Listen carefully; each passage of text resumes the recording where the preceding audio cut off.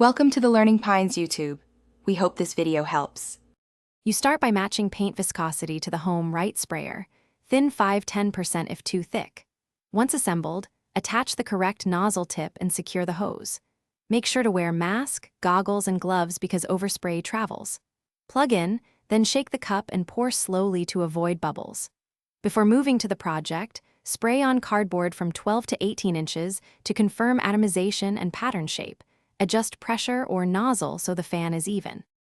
You should hold the sprayer 12 to 18 inches from the surface and keep the nozzle perpendicular for uniform coverage.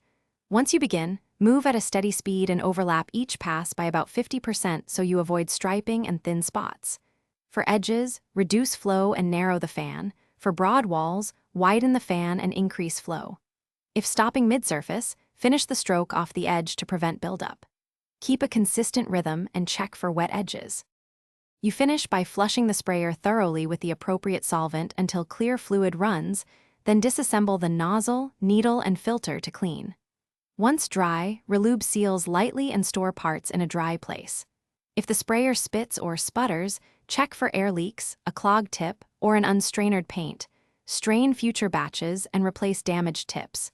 Make sure to test on cardboard after reassembly. This confirms consistent atomization and prevents ruined finishes on your next project.